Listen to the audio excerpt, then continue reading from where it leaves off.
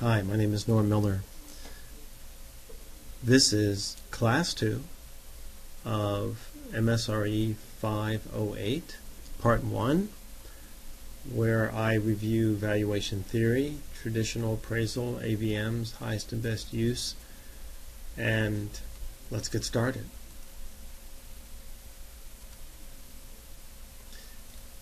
Our topics for these parts on Class 2: value, price, and cost concepts will be defined. The formation of market price from reservation prices, a term we use in economics and finance. Traditional methods of valuation, some newer approaches to valuation. What is highest and best use? Improved or unimproved land. The impact of option value, and when cost approximates market value. By way of introduction, value concepts are always theoretical in nature. This contrasts with the term price. Price is usually factual in nature. That is, we have a list price, a selling price, but again, value is something that we define, while price is something that is more like a statistic, something that we understand from the market. Now, keep in mind, value by nature is an opinion.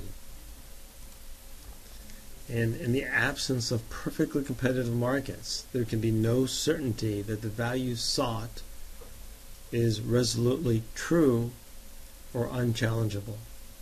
The point is that nobody has absolute truth here in terms of what values are. There is a very reasonable estimate of value, and when you value a lot of properties, you can be statistically very sure that you've nailed the average market value or the average portfolio value. But on an individual basis, one by one, there is some error in appraisal, and there's a range of values for any given property. Still, we can come up with most probable price, and we'll talk about the methods here. We should also keep in mind that cost is factual in nature, but the cost approach to valuation is filled with subjective assumptions, and it's clearly the most misused approach, and typically the most flawed approach to value. So let's review some definitions. The subject property is the property that we are analyzing or appraising. An appraisal is a professional opinion and written report that is defensible and supported for a defined real estate value. So an appraisal is based upon a defined value. We're going to define what we're going after. And it's supported, it's defensible, it's not just an opinion. You can say it's more like an educated opinion.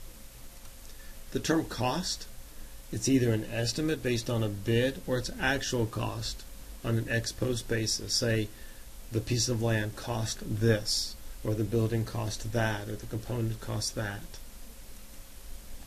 The term reservation price is similar to the term investment value. In economics, we might say reservation price. What is your reservation price?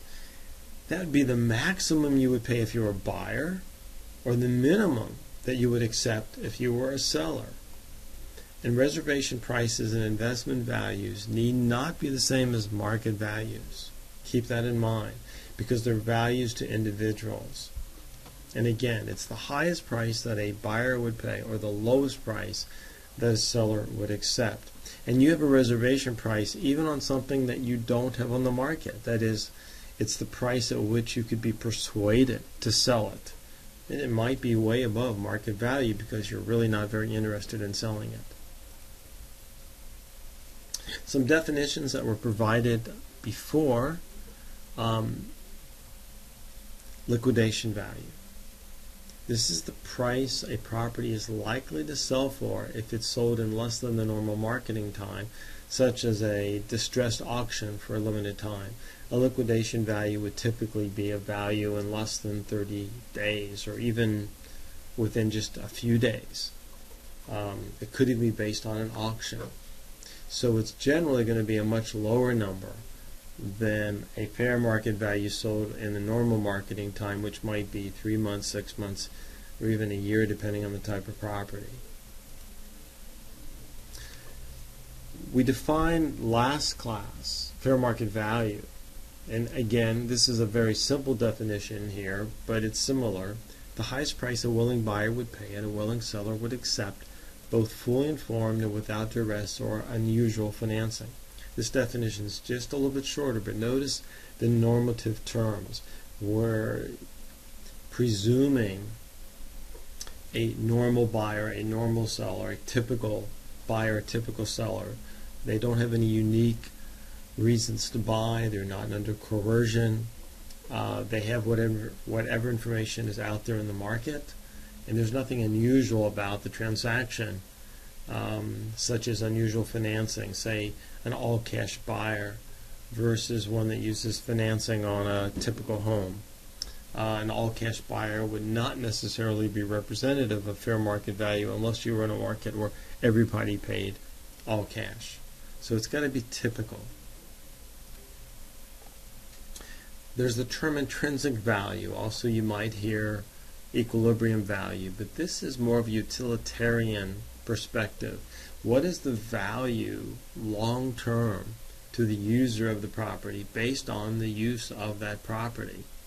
And it's possible that intrinsic values could be below or above fair market prices. That is, fair market prices can actually cycle over time above and below, but should always be moving back towards intrinsic values, or generally moving back towards intrinsic values. But again, there could be overzealous hot markets where they go above it and markets where they drop below fair market value. And so this intrinsic value term is more of a long-term utilitarian value.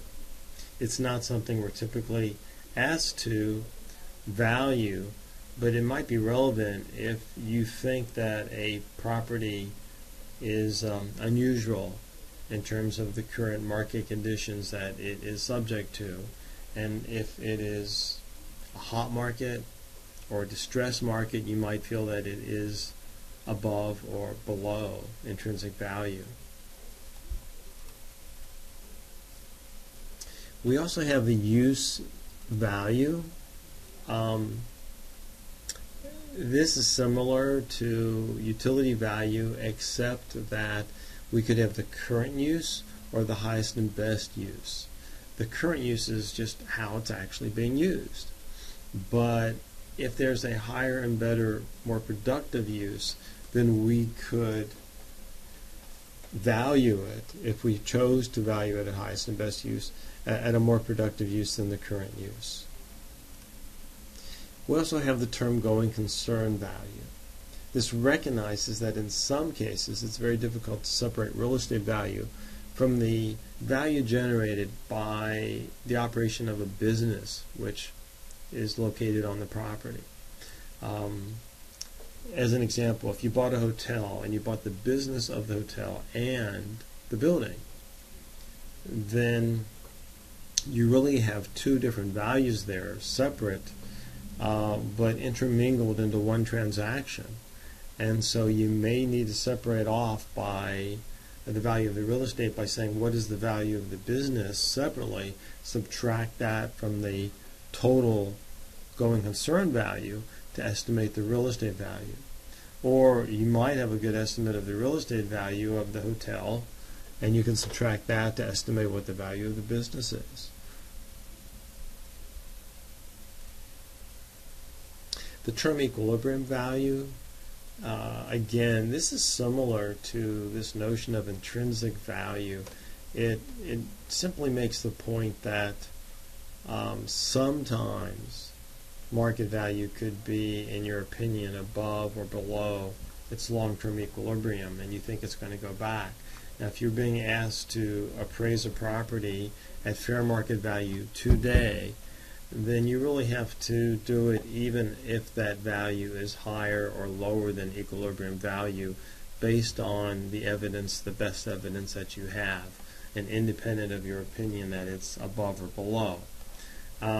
Again, though, you could note that the equilibrium value or the intrinsic value, in your opinion, might be lower or higher than the current prices.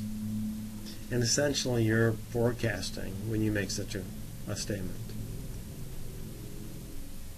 How price and value come together is really based on the distributions of the buyers and the sellers, and they need not be equal. So, as an example, from low price to high price, low on the left, high on the right, we have a distribution of buyers and sellers. And in this case, I graphed them equally, but they don't have to be equal values. Notice that these are reservation prices. That is, this is the price at which a buyer would buy and a seller would sell. And notice that most of them are far apart from one another, and they're not really active in the market.